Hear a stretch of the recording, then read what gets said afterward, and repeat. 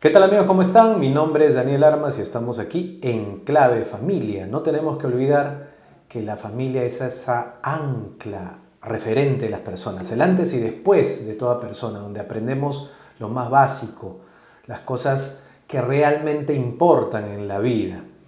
Y es que en la familia nosotros valemos por lo que somos. Probablemente en otros espacios valemos por lo que producimos, pero en la familia se nos valora por lo que somos. Es ese espacio donde nace la vida y donde nunca se termina el amor. Bueno, hoy día tenemos un programa muy especial, tenemos un invitado especial. Procedo a presentarlo. Él es Dante Urbina, es autor, conferencista, docente seleccionado, luego del competitivo concurso internacional que dio como los mejores jóvenes investigadores del mundo para participar en una reunión de premios Nobel de Economía en Alemania. Es doctor en Economía por la Pontificia Universidad Católica del Perú y autor de 6 libros, todos los cuales han estado en el top 10 de los más vendidos en su categoría en Amazon.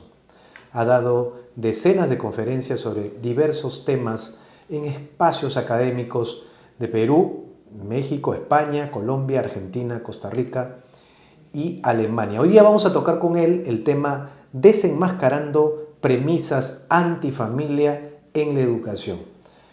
Es un honor que te tengamos aquí, Dante. ¿Cómo estás? Muy contento de estar aquí.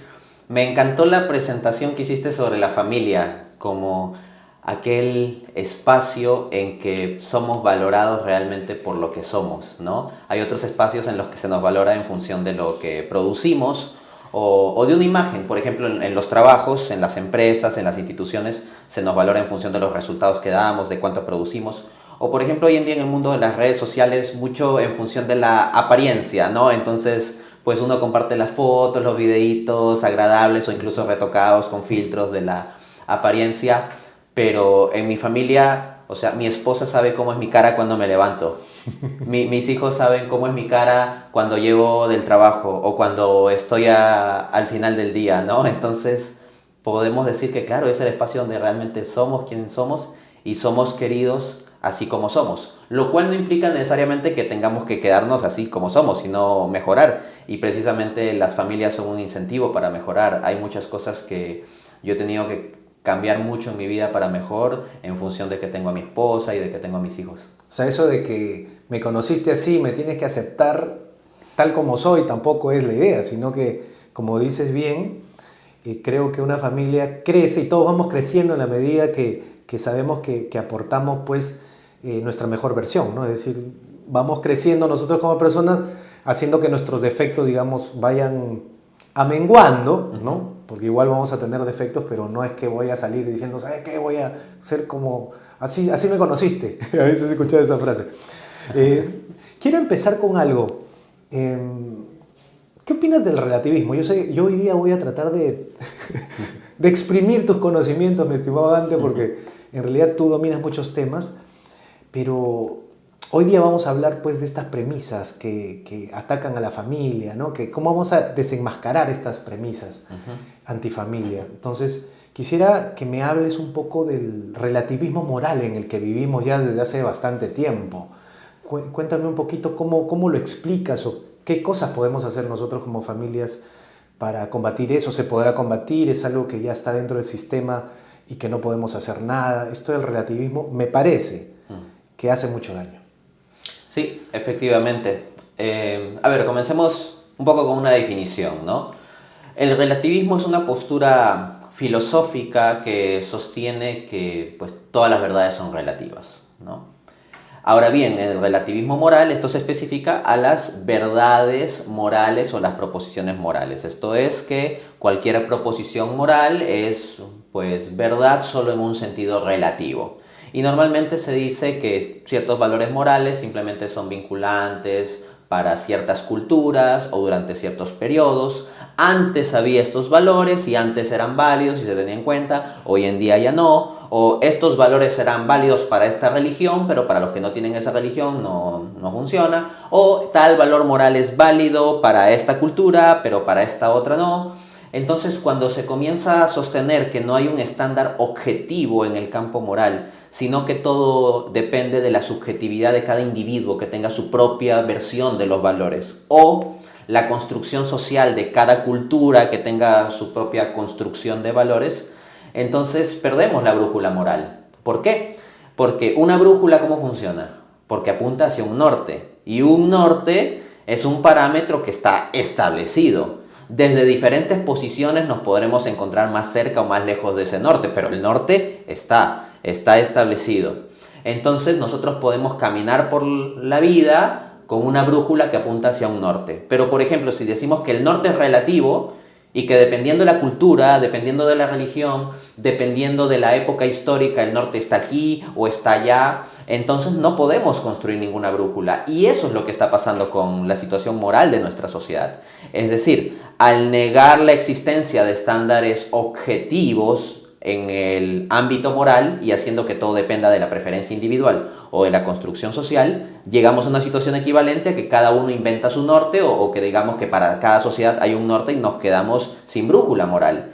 Y sin brújula moral se genera un caos. Ese caos estamos viviendo pues en nuestras familias también. Siempre ha habido el tema de la diferencia generacional. Esto es que pues los padres tienen como un código cultural que no calza plenamente con el que vienen a tener las nuevas generaciones. Y a la inversa, ¿no? Las nuevas generaciones sienten que sus padres no los comprenden. Eso es algo que en general se ha dado a lo largo de la historia. Sin embargo, en la circunstancia actual, con el relativismo moral, ya pasamos a un hecho de no solo un cambio de enfoque o de ciertos matices o énfasis, sino a que puede haber una generación que tiene muy claros ciertos valores o inclusive como absolutos y otra pues que puede no tener ningún valor como absoluto. Y a final de cuentas, el valor que termina perfilándose, y con esto voy cerrando, como absoluto en nuestra sociedad es la tolerancia. Pero eso es muy grave, es muy grave. Con esto no estoy diciendo que no debamos tener tolerancia o algo así. Lo que digo que es grave es que la tolerancia sea el principal valor. Porque como señalaba el filósofo ateo Gustavo Bueno, decía, si alguien me dice que me tolera, me está insultando. ¿Por qué? Porque la definición de tolerancia es que se tolera algún mal. Yo no tolero un bien. Por ejemplo, yo puedo tolerar un dolor de muelas, pero yo no tolero un pollo a la brasa. O sea, un pollo a la brasa me gusta, es rico, no lo tolero. Entonces, cuando hablamos de tolerancia, por definición la tolerancia es sobre algún mal. Pues bien, o algo que me hace daño, digamos. Así es. Entonces, una sociedad donde de repente se comience a posicionar como el valor absoluto la tolerancia, es la peor situación, moralmente hablando, porque esto significa que muchos males morales están simplemente siendo pasados por agua tibia. Y eso observamos en nuestras familias. Mientras hablas, esta última parte me está imaginando una llave con nombre de tolerancia que está abriendo la puerta al relativismo, si lo imaginas así. Ya. Abrieron la puerta y el relativismo entró a la sociedad, digamos. Es que el relativismo, a punta de tolerancia, es tremendamente intolerante. Y es por eso que a los poderes políticos y económicos que están detrás de estas ideologías que son contrarias a las familias, les interesa mucho promover la tolerancia porque les da el mecanismo para ser intolerantes. Explico. Se dice, estamos en una sociedad abierta, democrática, ¿ok? Entonces tenemos que ser tolerantes, bien, ya.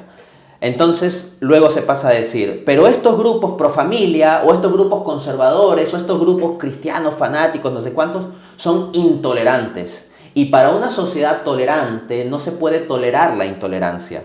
Entonces, ¿qué sucede? Que estos grupos de poder alzan la tolerancia como una bandera y señalan a los grupos que se oponen a tales ideologías como intolerantes y son intolerantes contra esos grupos. Entonces, en nombre de la tolerancia, se termina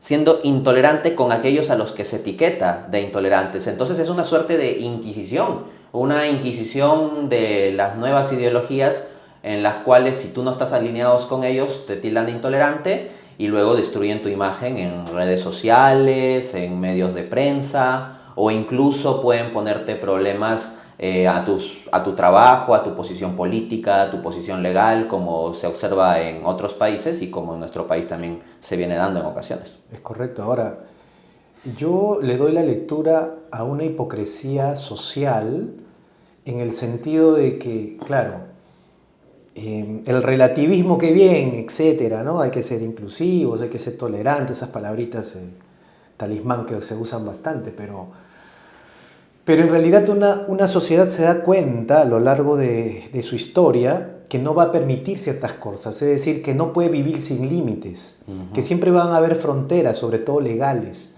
que no se permitiría, por ejemplo, que el robo sea algo pues consentido, o que la mentira y que la corrupción digan, bueno, es una falta grave nada más.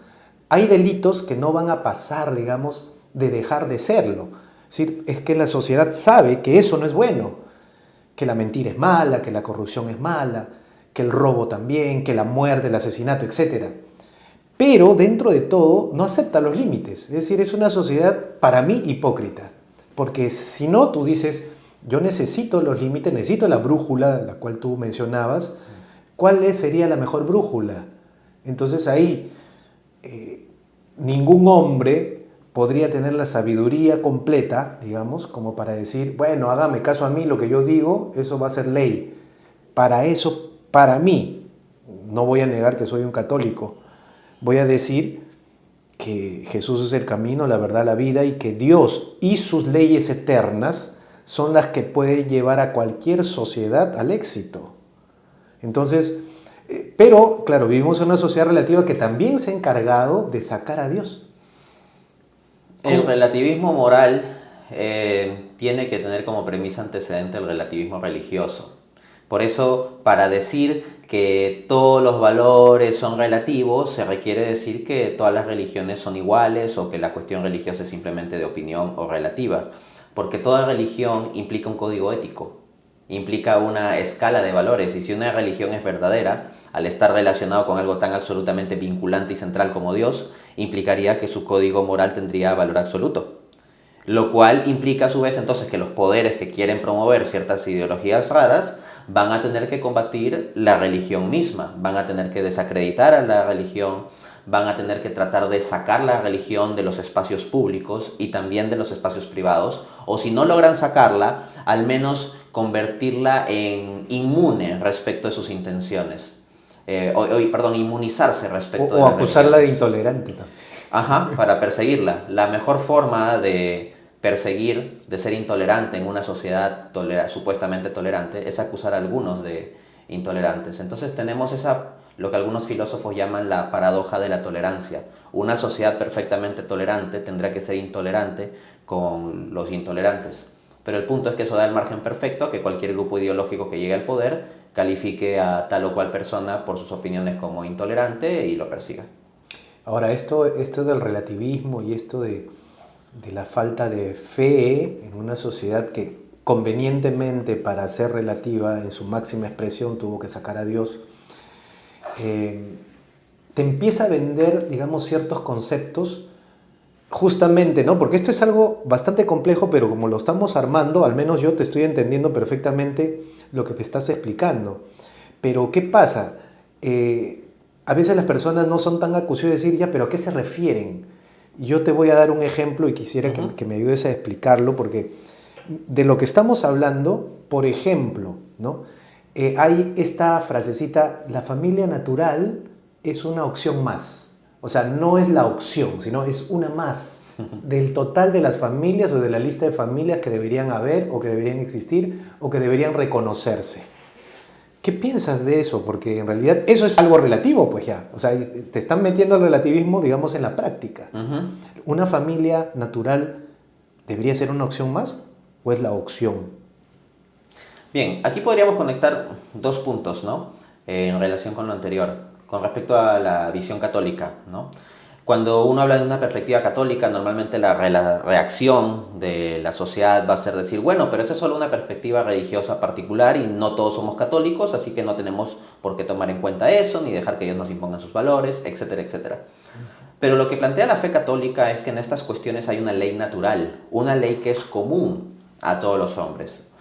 De hecho, el apóstol Pablo en Romanos 2, del 14 al 16, habla de la ley inscrita en el corazón de los gentiles que no tienen ley.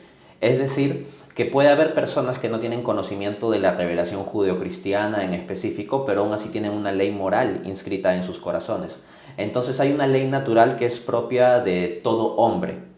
Dicho eso, entonces, no se trata de una imposición unilateral, particular, religiosa, de unas visiones muy particulares, sino de lo que está inscrito en la naturaleza humana. Y es propio de la naturaleza humana, yendo a la cuestión de la familia, lo que es la familia natural. Y ni siquiera se requiere hacer mucha especulación filosófica o sociológica para ello. O sea, hay un papá, hay una mamá, engendran unos hijos y eso constituye una familia natural. Luego ya vienen ramificaciones, a partir de ahí los tíos, los sobrinos, etcétera. Pero la estructura del núcleo, ¿no? La familia nuclear, es eso, y es una estructura natural. Es lo que de la naturaleza misma, de lo que es el ser humano, surge. Ahora bien, lo que encontramos, hablando de desenmascarar las premisas antifamilia en la educación, es que en la educación efectivamente se nos está vendiendo esto como una opción más. Yo recuerdo cuando estaba en el colegio, yo estudié los primeros 5 años de mi educación en un colegio privado y luego en el último año fui a un colegio público. Yo recuerdo que en ese último año, o sea, me refiero a la primaria, ¿no? Y después toda mi secundaria lo estudié en un colegio público. En sexto de primaria nos daban pues unas clases sobre la familia y nos hablaban de los tipos de familia, ¿no? Entonces había la familia, digamos, estándar, por llamarle así, papá, mamá, hijos, luego la familia monoparental, que está solo el papá, solo la mamá, y luego comenzaban a venir pues más sofisticaciones y ramificaciones, ¿no? Otros tipos de familia, en el concepto, Sí. otros tipos de familia. Entonces, eventualmente llegamos a que pues se puede llamar familia a una pareja y un perro, a 2 papás, 2 mamás, 2 papás sin hijos, no sé cómo se le llama eso, familia, 2 mamás, entre comillas, sin hijos, o 2 mamás y un gato, eh, incluso estructuras donde hay 3 papás y 2 mamás. Uno puede pensar, oye, este está exagerando, está hablando locuras, pero si revisamos noticias en países, entre comillas, desarrollados, se dan ese tipo de situaciones. Sí. Y a veces, no pocas, son legalmente reconocidas como familias o matrimonios válidos, ¿no? Dentro de eso, por tanto, se nos está planteando a la familia natural como simplemente una opción más entre otras, ya casi como helado de vainilla o helado de chocolate. Ahora bien, gran parte de plantear estas opciones de familias se suele justificar con una sensibilidad social, decir, mira, pero por ejemplo, tú vas a tener compañeritos que ¿no? Dirigiéndose como un niño de primaria, ¿no? Tú vas a tener compañeritos que tienen padres que son divorciados, y él solo vive con la mamá o solo vive con el papá y eso no significa que no sea una familia. O vas a tener compañeritos pues que viven con el abuelo y que el papá, la mamá o ambos trabajan en otro país o qué sé yo. Entonces, como siempre, se va por el lado de la sensiblería para... La música de fondo, esa música que ponen en el cine. Para querer introducir sus premisas. Pero acá no se trata de despreciar o discriminar personas porque vengan sean criados por el abuelo o porque sus padres se divorciaron o algo por el estilo. Pero eso no nos lleva a la conclusión de que un tipo de familia es tan bueno o válido como otro. Por ejemplo, nosotros tenemos, y con esto cierro, un estándar de más o menos lo que es el cuerpo humano. Naturalmente un cuerpo humano pues tiene 2 brazos y 2 piernas, ¿ok?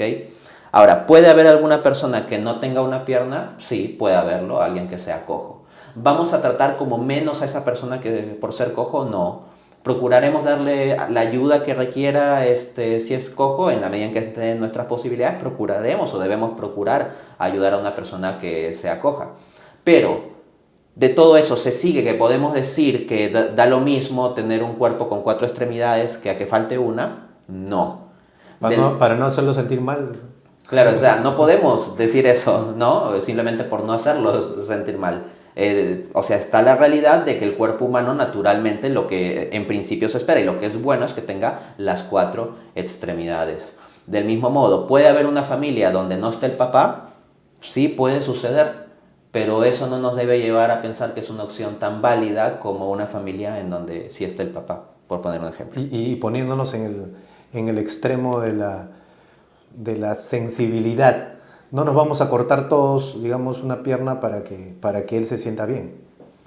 Entonces, justamente eso es un poco lo que nos quieren obligar a pensar, ¿no? Pero me parece espectacular el ejemplo, ¿no? O que el Estado nos corte una pierna. Ya vamos a, porque tolerancia, ¿no? O sea, tolerancia. Ahora, con respecto a eso de la familia natural y cómo, y creo que lo has explicado espectacularmente, cómo, y a propósito del Estado, ¿no? Cómo el Estado lamentablemente ha tomado posición sobre el, y acá hay una palabra, pareciera que fuera la misma, posición y imposición sobre este concepto de familia y sobre la ideología que él quiere. Es decir, el Estado ahora nos empieza a vender, digamos, ciertas doctrinas, ciertos dogmas, y el Estado es el nuevo Dios, digamos, de esta sociedad relativa en la que estamos viviendo. Efectivamente. Por ejemplo, normalmente los progres pues ven muy mal la religión y que la religión quiere imponer sus dogmas, o que se enseña religión en los colegios, o que se enseña a los niños esos dogmas religiosos, etc. Pero ellos mismos no dicen nada, o de hecho avalan o inclusive promueven que el Estado imponga ciertas doctrinas particulares, ciertas ideologías particulares. Entonces, eso, como tú muy bien señalabas, es una hipocresía social de parte de estos grupos progres, porque se utiliza el argumento de que no le puedes hablar de Jesucristo a un niño de 7 años porque eso hasta dicen que es una suerte de abuso infantil, ¿no? Porque en su mentecita no tiene la capacidad de dilucidar ese asunto. Pero resulta que en libros de texto de niños de primaria, estos progres luchan por introducir, o ya han introducido, elementos de ideologías que son raras. Y ahí sí no se plantea la objeción, ahí sí no se dice, oye, pero ¿por qué le pones estas ideologías si su mente es tan pequeña que le estás imponiendo, etcétera, etcétera, ¿no? Se quejan de la figura de autoridad que puede ser un sacerdote, como si automáticamente lo que es un sacerdote ya todo el mundo lo cree. Hoy en día eso no es cierto, ¿no? Y no se quejan de la figura de autoridad que implica un profesor para un niño, o una profesora para un niño de 6, 7, 8, 9 años, en donde ya en los libros de primaria, en múltiples países, y el nuestro no es la excepción, aunque preferiblemente no ha profundizado tanto como en otros países, pero igual tenemos que estar con la guardia alta, porque si bajamos la guardia están listos para entrar, ¿no? Pero decir que no se quejan de la figura autoridad de lo que puede ser un profesor en la escuela primaria introduciendo ciertas ideas. Por ejemplo, el relativismo moral, que era de lo que hablábamos hace un rato, a mí me lo presentaron en un curso de ética. En el curso de ética de quinto de secundaria fue la primera vez con que yo me topé de forma muy clara y explícita con el relativismo moral. Obviamente de forma implícita habría y estuvo antes, pero de forma explícita el profesor de ética nos presentó el relativismo moral y defendía el relativismo moral. Y en ese contexto yo repliqué y me puse en controversia con el profesor ahí frente a los alumnos. Y esto es raro porque se trata de la instancia educativa donde es el profesor el que pues debe educar a los alumnos, y en el curso de ética lo que uno espera es que te den una brújula moral. Pero lo que estaba haciendo el profesor era proclamar el relativismo moral, y es un alumno el que tiene que salir a contrariar al profesor sobre esto, ¿no? Pero estamos diciendo acá que yo era un muchacho de quinto de secundaria. Y, a ver, para poner un poco de contexto, o sea, como se ha leído en mi presentación, yo soy alguien que me dedico a la investigación y todo eso, y eso desde joven, ¿no? Pero el punto es, ¿qué pasa cuando se introducen todas estas cosas ideológicas y tenemos frente a un niño de 7 años? O incluso un adolescente de 12 o 13, un puber, porque ahí con las hormonas alborotadas, las emociones alborotadas y las ideas alborotadas, ¿acaso son las instancias más mesuradas para tomar decisiones sobre asuntos tan cruciales como a veces llegar a hacer modificaciones sobre su cuerpo que no se pueden revertir? Sí, esa es una pregunta interesante justamente a propósito de la sociedad relativa en la que vivimos y en la que nos empujan a creer cosas que no necesariamente están, digamos, ligadas al sentido común, al criterio, al buen juicio, ¿no? Son cosas que lamentablemente pues, nos empujan a... Y creo que la gente está muy distraída convenientemente, digamos, porque quiere llegar a fin de mes, porque quiere pagar los recibos, etcétera. No se pagan solos, ¿no? Los gastos. Entonces, hay mucha gente distraída, me parece, en la sociedad. No estoy juzgando a nadie, simplemente lo que quiero decir, estamos describiendo la realidad, como se dice. Y el reto que tenemos, hay un reto como padres, por ejemplo, tenemos que llegar a fin de mes, tenemos que trabajar bastante y todo ello, ¿no? Y cómo Pero no descuidar, o sea, a pesar de cómo no descuidar que el Estado, que los amigos, que la televisión no se metan en tu casa. exacto, ¿no? Porque no es como que, bueno, yo trabajo para mantener a mis hijos, pero confío en que el Estado, la educación, los compañeros le irán transmitiendo ciertos valores. No, al contrario, o sea, lamentablemente estamos en una circunstancia en donde los enviamos a los niños al colegio y pueden estarles transmitiendo antivalores, ¿no? Y confiar en los compañeritos para la transmisión de valores, pues eso es un gran absurdo, ¿no? Que son niños en formación, también con sus confusiones, y vamos, especialmente cuando ya pasan a la adolescencia, no es que sean ángeles tampoco, ¿no? Entonces, el punto es en qué medida podemos hacer el esfuerzo de realmente estar, no solo proveer, ser padre, madre, no es solo dar, no es solo proveer, no es solo decir, nunca te ha faltado un plato de comida sobre la mesa. Eso lo podría hacer una máquina expendedora eventualmente, si se creara un sistema de subsidios universal para que haya un plato sobre la mesa cada día, la mesa de cada habitante menor de 18 años. ¿Qué hacemos? ¿Reemplazamos a los padres? No, ser padre es mucho más que eso. E implica sentarse con tus hijos a ver televisión, por ejemplo, y ver qué programas ven, y ver el contenido de esos programas, o revisar los libros de texto, o conversar con ellos sobre, pues más o menos qué están aprendiendo en el colegio, cuáles son sus intereses, qué hablan con sus amigos, etcétera. No se trata aquí de espiar ni de imponer, se trata de compartir. Y De eso acompañar, digamos, ¿no? sí, implica un esfuerzo porque claro, uno viene a veces cansado del trabajo, uno tiene muchas ocupaciones y todo ello, pero salir más allá de sí mismo es lo que de verdad implica ser padre, pues. Ahora, no podemos perder de vista que el Estado es un ente regulador, digamos, ¿no? El Ministerio de Educación en este caso. No podemos negarlo porque justamente hablamos del tema de la brújula, alguien tiene que ser el ente rector, eso es inevitable, pero cuando este ente rector quiere, digamos, traficar con doctrinas o con dogmas o quiere lavar el cerebro a los niños, no nos olvidemos pues que la educación básica regular en el Perú empieza a los 3 años.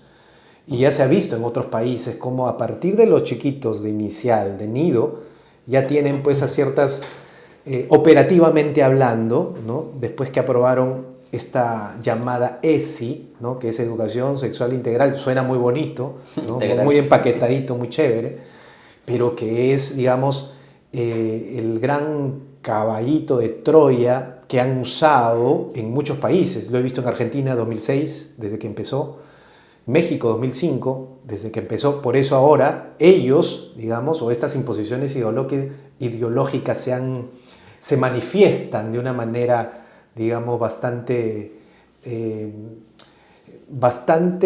explícita ahora. En Perú todavía seguimos siendo, nos acusan de conservadores, ¿no? Ese país conservador. A mucha honra. A mucha honra. Y también a propósito de eso, ¿por qué lo enlazo con el tema de los valores familiares peruanos? Porque no necesariamente son los mismos a los que el Estado, que viene también siendo regulado por organismos supranacionales, impuestos, ya no importa quién gobierne, y no importa quién sea el ministro, así tenga valores propios, él va a tener que obedecer lo que le dicen. Entonces, ¿cómo podemos hacer nosotros los peruanos para liberarnos de eso? Porque lógicamente a través de la educación, de las imposiciones de lo que estamos hablando, nos pueden vender, digamos, una idea operativa. Por ejemplo, esto de los drag queens contando cuentos a los niños, claro, hombres travestidos, ¿no? Pintarrajeados y que cuenten, entonces el niño va a mirar. Tú lo has explicado hace un ratito, ¿no? Y por eso esta entrevista está teniendo, digamos, una relación, una correlación, ¿no? Una estructura, porque de lo que vienes diciendo, digo, si los chicos están en una etapa de aprendizaje y no tienen todavía, digamos, el el poder discernir como debería de tener una persona adulta, ¿no? ¿Por qué le tendría que yo empezar a vender cosas que no necesariamente le van a hacer bien? Eso es un poco peligroso. Ahora, quiero cerrar la pregunta, que es un preguntón muy largo, pero la sociedad se queja, no, que la religión, que esto, que somos un país laico. Nos mienten porque no somos un país laico, somos un país aconfesional, que es diferente. Y dicen, bueno, la religión no tendría que meterse, pero sí bien que la Semana Santa la celebran, digamos, a su modo, pero la celebran. El presidente de la República va al Te Deum, celebra Navidad. Creo que en el Perú uno de los valores más enraizados en el corazón de las familias peruanas es la Navidad. Y así, ¿no? O sea, es decir, claro, decimos la religión esto, pero a la hora de la hora, en octubre, cuando sale el Señor de los Milagros, veo a la gente creyente del Perú. O sea, es una manifestación, es como que ahí veo justamente la hipocresía social de la que te hablaba, ¿no? Es decir, para una cosa sí, para otra cosa no. Perdóname que he sido tan así largo, no suelo, pero me estás invitando a reflexionar contigo. Sí, son varios puntos. A ver, en primer lugar, hay ciertos valores que están por encima del Estado. El Estado tiene que ser, claro, cumplir su función como ente regulador. Ahora bien, los parámetros de lo que se debe regular, aquello que debe ser regulado, es algo que en esta cuestión de la ley natural, de los valores morales, no es algo que el Estado pueda definir, es algo que el Estado tiene que proteger. Entonces, el Estado no está para definir la familia. La familia es una institución natural que es anterior al Estado. No solo al Estado peruano, sino a cualquier Estado en general. La familia es algo propio de la condición humana. El Estado no es. Lo que es o sea, acá tenemos algo curioso, ¿no? Porque se llama la familia como si fuera una construcción social, ¿no? Cuando en realidad lo que es una construcción social es estas ideologías raras, son construcciones sociales que han venido especialmente desde la revolución sexual de la década de los 60 en adelante. El Estado mismo es una construcción social. Lo que es propiamente natural, lo que es propio de la naturaleza humana, porque no se entienda natural en un sentido biologicista, ¿no? No estoy hablando en un sentido de todo reducirlo solo a lo biológico, sino en un sentido natural de tener en cuenta la naturaleza humana. Entonces, la familia y los valores en torno a la familia natural surgen de la naturaleza humana misma y por lo tanto el Estado tiene que tutelar.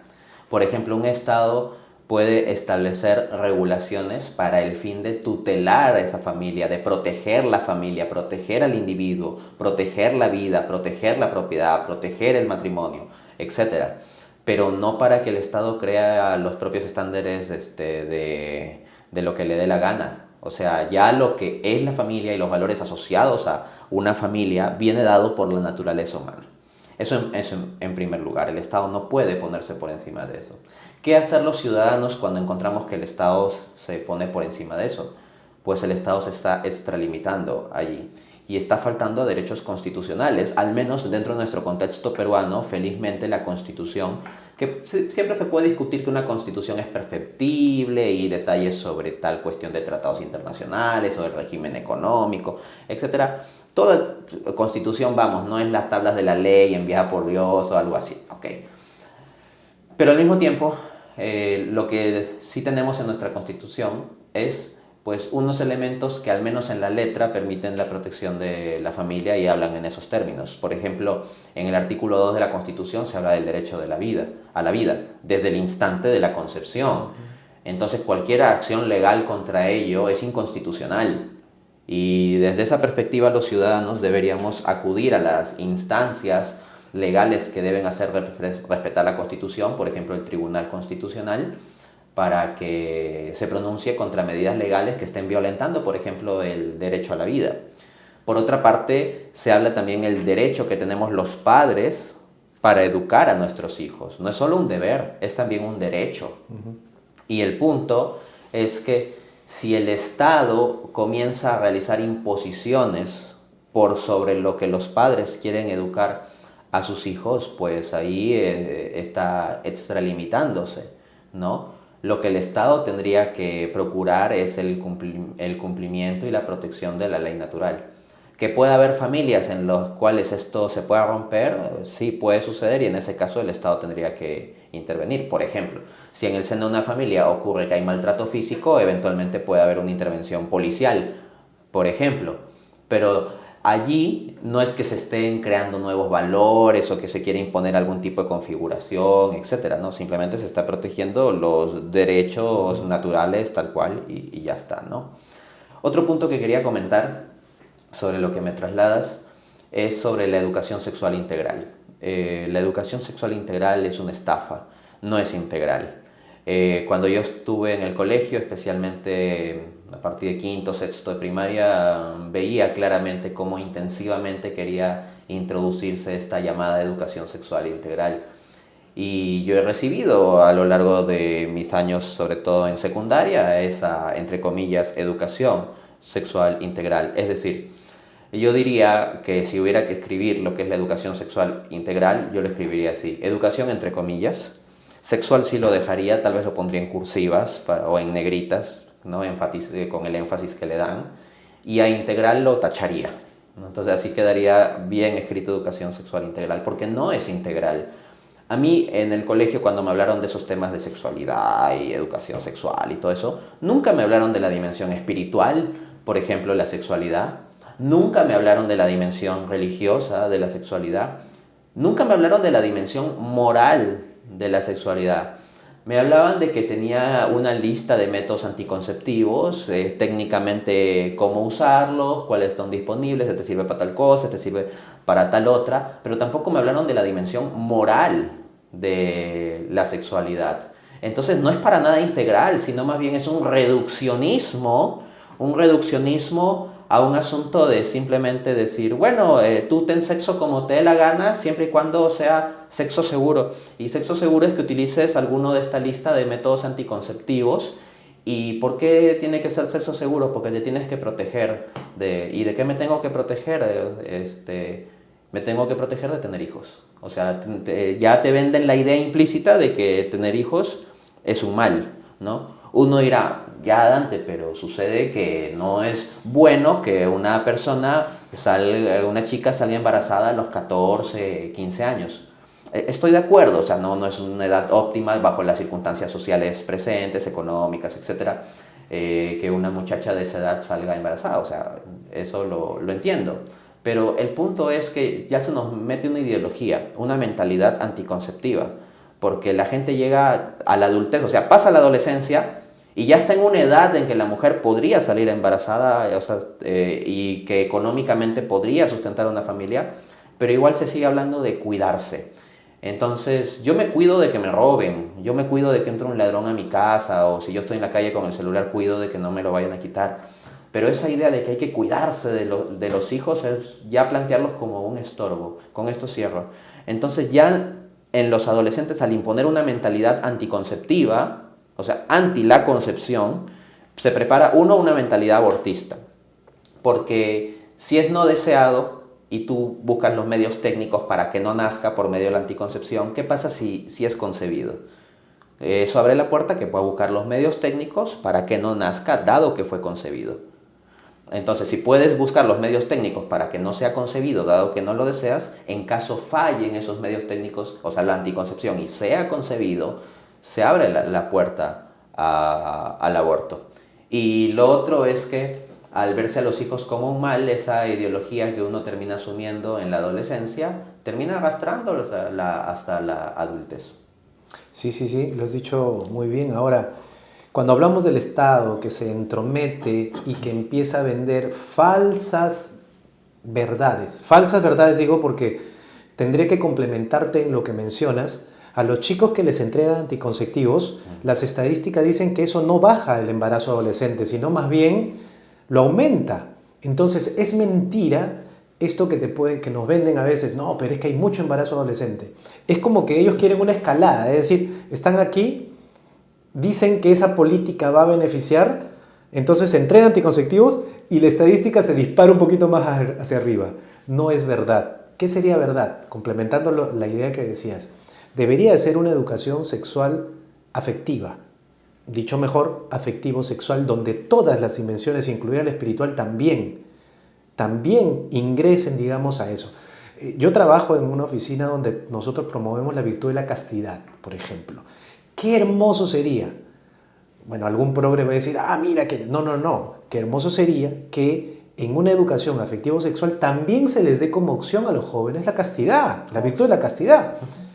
Y que ellos ya después, en su discernimiento, elijan. No estamos imponiendo, pero ¿qué pasa? Un Estado que actualmente dice, a partir de algunos años, como tú lo has comentado, por vivencia propia, desde el 2021 que ya ahí están los lineamientos para enseñar la educación sexual integral, desde el 2021.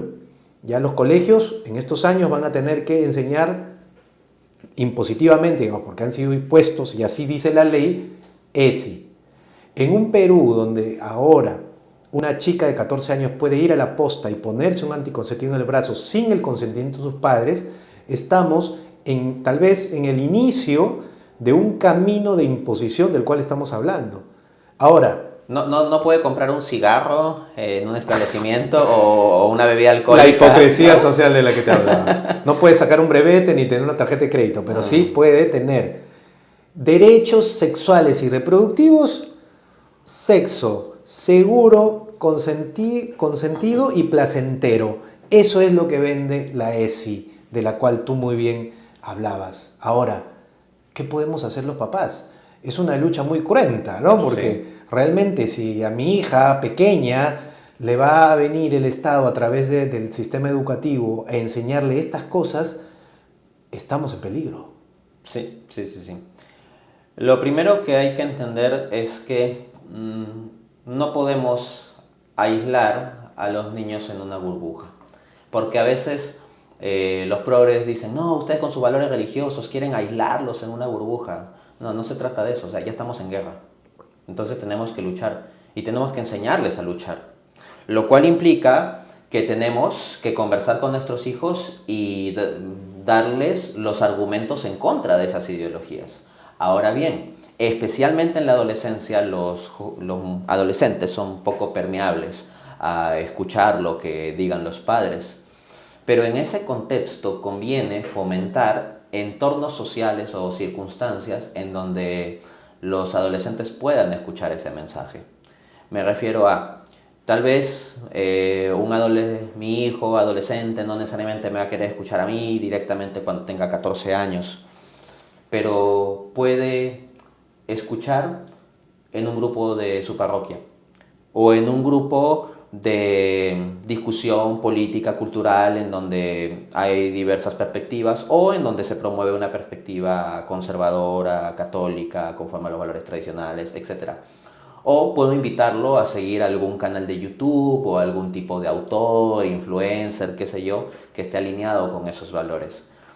Esto es importante porque, recordemos, o sea, especialmente entre los 13 a los 16 años, en la etapa más crucial, los hijos no quieren escuchar mucho a los padres y lo que digan los padres casi los hijos lo toman como una premisa para hacer lo contrario. Entonces lo que tenemos que hacer es previamente, en los años previos, introducirlos a un conjunto de entornos, de amistades, de contextos, de formación, de películas, de series, de libros sobre pensamiento político, filosófico, etcétera, adecuado a su edad, de canales de YouTube, etcétera, para que eso lo tengan más o menos como marco, ¿no? Eso puede ser una ayuda importante. Lo otro es ser empáticos con ellos. O sea, como dice el dicho, ¿no? La vaca no se acuerda cuando fue ternera. O sea, nosotros que hoy en día, pues siendo ya adultos, estamos conversando estos temas, etcétera, pues en nuestra adolescencia también pasamos procesos complejos. Entonces, debemos recordar eso y tratar de pensar en cómo nos hubiera gustado que nos abordasen. Por ejemplo, para mí fue una maravilla cuando yo estaba en quinto de secundaria descubrir una dimensión espiritual sobre la sexualidad. No un rechazo a la sexualidad. De hecho, me pareció tan hermoso al profundizar en la fe católica. Yo era ateo, me convertí a la fe católica y al venir a la fe católica habiendo investigado mucho, al tomar el asunto, por ejemplo, de la sexualidad, me sentí muy contento de ver que no había un rechazo o desprecio al sexo, sino más bien se planteaba ponerlo en su orden, el orden del amor. Y esto es lo que implica la castidad. Y esa visión espiritual sobre el asunto de la sexualidad para mí fue muy importante. Entonces podríamos conversar con nuestros hijos y decirle, mira, en el colegio te han dado esta versión, pero ¿qué tal si para que tengas más opciones de las cuales elegir, escuchas también esta otra versión? Mira que aquí la premisa no es tú tienes que creer esto, no, le presentamos la otra versión.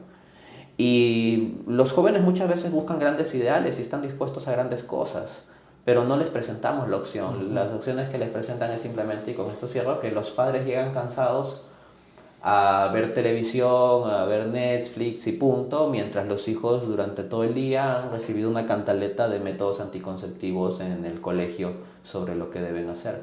Entonces nosotros tenemos que plantear alternativas o llevar a los jóvenes a canales, espacios, personas que les puedan permitir ver estas Pero alternativas. tendría que empezar por nosotros y lo que si hacemos un, digamos, no sé, pues así a ojo de buen cubero, no necesariamente todos los padres pues tienen esa preocupación por crecer intelectualmente para poderte transmitir, porque un chico está a un clic de distancia para dejarte en ridículo a veces como padre de un tema que no dominas.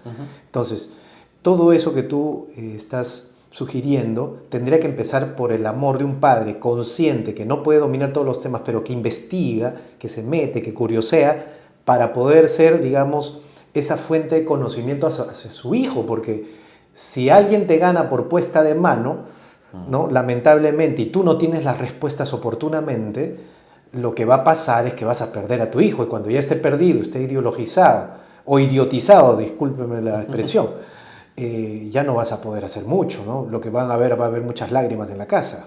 Sí, uno no tiene que saberlo todo, pero sí debe saber un poco de todo como padre, o sea, un poco de todos estos aspectos, solo un poco, y saber dónde se puede encontrar más. Entonces, si tu hijo viene con una pregunta sobre un tema X o un cuestionamiento sobre un tema X, tal vez no tengas toda la respuesta, pero después le podrías recomendar, oye, ¿qué tal si después incluso, porque a veces en el calor de la discusión que el hijo viene, de esto, ¿no? Después le puedes enviar un WhatsApp a tu hijo, ¿no? Digamos un muchacho de 14, 15 años que hoy en día, diría lamentablemente ya prácticamente todos tienen celular, les envías un WhatsApp con un link de YouTube, oye, mira, sobre esto que me habías comentado, este video es interesante, te invito a revisarlo. Y podemos buscar información, podemos buscar un artículo y le enviamos el libro, oye, léelo, ¿no? Y después, 2 días luego, 3 días luego, en un almuerzo, oye, ¿y pudiste ver esto? ¿Qué te pareció? Y se conversa. Eso puede ayudar bastante. Te voy a hacer una pregunta difícil, ¿eh? Se me ha ocurrido ahorita, pero bueno, acá somos no necesariamente políticamente correctos ni incorrectos, simplemente somos lo que somos y lo que nos nace lo preguntamos y estamos abiertos al conocimiento. ¿Tú crees que tenga relación, esto que estamos hablando justamente de ese amor por la investigación para poder ayudar a nuestros hijos? Es decir, ser mejores padres, conocimiento, buscarlo, buscar el video, etc. ¿Tendrá que ver con el estrato social? Es decir, las personas de bajos recursos que no tienen espacios de conocimiento o que no les interesa estudiar o que no han tenido la oportunidad, digamos, por la falta de recursos, estén mucho más lejos de esto que estamos hablando? Pueden estar más lejos, pero hay que entender en primer lugar que eso es parte del problema. Me explico. Todas las familias, sean de nivel socioeconómico A o nivel socioeconómico B, C, D, E, que son clasificaciones socioeconómicas, no de las personas en cuanto tales, ¿no? Envían a sus hijos a instituciones educativas. Este problema lo hallamos tanto en instituciones públicas como privadas, ¿no? A diversos niveles en el caso de las privadas, en el caso de las públicas es más uniforme porque hay un programa uniforme, ¿no? Ya. Dicho eso, entonces, uno puede estar en una situación en que como padre no tiene tanto conocimiento de este tipo de cosas. O sea, sentirte corto, digamos, ¿no? Sí, pero el colegio donde va a enviar a su hijo con los libros del Estado, ¿quiénes están detrás de esos libros? Gente con conocimiento que mete cosas ideológicas raras. Entonces, sí, es una batalla asimétrica. Entonces, ¿qué es lo que uno puede hacer? Uno, acudir a otras personas. Si uno dice, yo no sé tanto sobre esto, uno puede ver de acudir a personas en su entorno o en otros entornos en los cuales puede encontrar consejos sobre qué se puede hacer o qué cosas revisar, qué leer, pero de que tengamos que dar la batalla cultural, o más propiamente la contrarrevolución cultural, implica culturizarnos. O sea, eso es ineludible. Por motivo de que quienes están metiendo las tendencias antifamilia son anti-familia con la cultura, por medio de la cultura. Entonces, dar la batalla cultural en esos términos es necesario. No obstante, esto también implica una responsabilidad de los intelectuales comprometidos con estas luchas a tratar de explicar las cosas del modo más sencillo, con ejemplos de las formas más didácticas posibles. Y por otra parte está el tema de la religión. O sea, los valores religiosos, una vez que son asumidos en la mente y el corazón, son bastante fuertes. Entonces, hay personas de estratos sociales que tal vez no pueden estar tan relacionados con las cuestiones del relativismo y la ideología tal, o cómo responder a este argumento sobre el aborto, o en contra de la familia, o los métodos anticonceptivos. Pueden no estar tan familiarizados con eso. Pero si dan buenos valores religiosos a sus hijos, si están realmente cerca de sus hijos, si están presentes allí con sus hijos, pueden hacer mucho más que alguien que tenga muchos argumentos. Porque si los hijos realmente asumen esos valores por el cariño que les transmiten sus padres, ya eso es una mucho mejor protección que tener todos los argumentos antiprogres listos. El tener una visión religiosa en el corazón y la mente auténticamente cristiana es mejor que saberse todo el discurso antiprogre, es una mejor inoculación contra las ideologías. Ese compromiso es fundamental y con esto cierro. Lo que a veces sucede es que hay personas que pueden haber tenido una crianza con padres que les han transmitido mucho el tema de la religión, de los valores y todo eso, y después vivieron vidas, estas personas que fueron criadas así, en que se desviaron por otro lado, ¿ya? E incluso vidas muy desordenadas. Pero muchas veces esas personas terminan volviendo al buen camino acordándose lo que decía mi madre. Entonces, por la semilla que sembraron en él. Exacto, entonces las semillas que se siembran en la niñez o la adolescencia, a veces uno ve que el árbol se desvía en la época de la juventud o la adultez temprana, pero muchas veces luego se endereza. Por lo que está plantado ahí, ¿no? Se puede ir para allá, pero puede tener la posibilidad. Ahora, ya estamos, digamos, en la parte más triste del programa, que vamos entrando a la última parte. Con respecto a esto de lo que tú decías, ¿no? Podemos tener, digamos, varias fuentes de ayuda para nuestros hijos. El acompañamiento, digamos, como bandera, pero igual a partir de la religión, es decir, de nuestros preceptos religiosos, de los buenos hábitos que están ligados al sentido común, al buen juicio, al discernimiento, al criterio, digamos. Y también hay un campo de batalla que, mejor dicho, en el ejército, ¿no? Digamos, para el campo de batalla, en el ejército hay un tipo de personas, en este caso como tú, ¿no? Intelectuales, que tienen la respuesta, porque es admirable cómo en ciertos temas tú puedes tener una respuesta oportuna con un ejemplo que grafica y que hasta la persona pues, más necia lo entendería, pues, ¿no? Porque hoy día este es el ejemplo, por ejemplo, del cuerpo, cuando, ¿no? Si me mutilo una parte, pues no para... ¿no? Ese ejemplo fue fantástico. Entonces, ese tipo de respuestas que vienen de una reflexión, de un conocimiento, de un estudio, de un trabajo de pensar, ¿no? Como hacían bastante los griegos, digamos, que hemos perdido eso. De analizar y de poder promoverlo a través. Bueno, este espacio busca un poquito ahí hacer su granito de arena, pero ¿cómo podemos hacer para que los intelectuales tengan esa responsabilidad? Es una especie de responsabilidad social, ¿no? Porque, claro, si hubieran las respuestas, la gente que las busca las encontraría. Tendríamos que... O sea, yo cuánto soñaría en que en el colegio, porque hablábamos del tema de quien se tendría que plegar a lo que la educación, digamos, uniformizada a través de los colegios del Estado da. Si esa fuera con valores morales bien puestos, con una brújula hacia el norte, con sentido común, los padres pues podrían preocuparse, digamos, ya de otras cosas y de complementar, ¿no? Pero en realidad, dependiendo de las oportunidades que hayas tenido en la vida, también tu familia está corriendo muchos riesgos si es que está digamos, a merced de estas cosas que se ven en la realidad, ¿no? Qué bonito sería, te decía, como sueño de que, no sé, pues tú puedas ser algún día ministro de Educación, por ejemplo, ¿no? Y promoverías estas cosas y que eso iría para la gente desde pequeños, sería una fuente, digamos, de cambio generacional y, ¿por qué no?, para el Perú. O sea, es decir, como un esfuerzo patriótico, ¿no? Yo de verdad que lo sueño. Yo espero que en algún momento un gobierno o un ministro pueda hacer este cambio. Y te doy ya la palabra para ir cerrando. Te agradezco la oportunidad que me has dado aquí de tenerte en Clave Familia.